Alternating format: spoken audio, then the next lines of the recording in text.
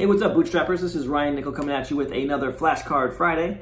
And here we are. Let's just jump into it because you're just one deal away from changing your entire financial future. Truly believe that, 100%. So every week we go through these flashcards here and let's get your weekly dose. And these are completely random. We've broken these down into 4 different categories. You're talking how I talk to sellers, how I talk to buyers, when I sell or finance my properties, what are some of the math equations that I use to go ahead and determine whether a property is a good deal or not, and how to find off-market deals. Really easy because there's clubs, there's diamonds, there's jacks, or not jacks, there's spades, no, I said jacks, and there are hearts. And in fact, we got a heart today. The 7 of heart is this week's card here, and this is a polar responder. So 7 of hearts, polar responder. By the way, if you don't already have your deck, click on the link below, get it. Practicing these cards, these flashcards, 5 minutes a day is all it takes, and you'll be able to just talk like a professional, be able to overcome objections on the fly, and be able to have a fat bank account.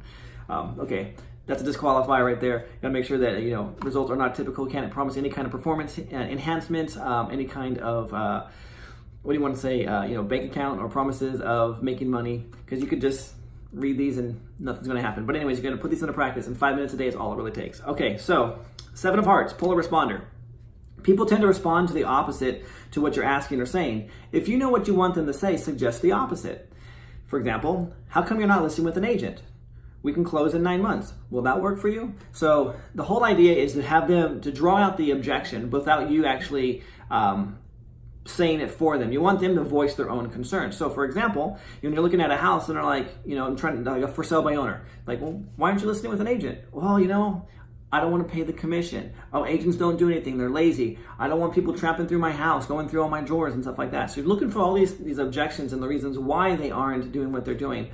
Or for example, if you know they don't have time, but they're kind of hinting around it, but they're not actually, you're not actually getting that information from them, and the way you want to draw it out is, hey, you know what, we can take our time, we can close in 9 months, let you live here as long as you need to pack everything up. Like, 9 months? I don't got 9 months.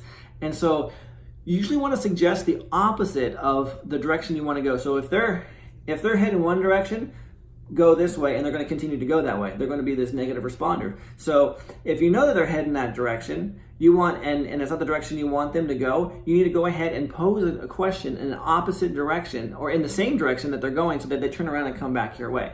So for example, they're saying, I got all the time in the world, and they're going down that road. You're right.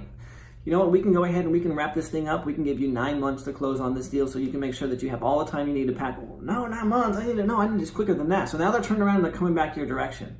So that's how you use a polar responder. And I found this out because I was talking to a guy one night, literally, I was so desperate for a conversation about real estate. I was talking to a guy, never ended up closing his house, but for 3.5 hours, I was on my way home from a date with my wife, and he ended up calling. I recognized the number. I'm like, oh, this is this guy.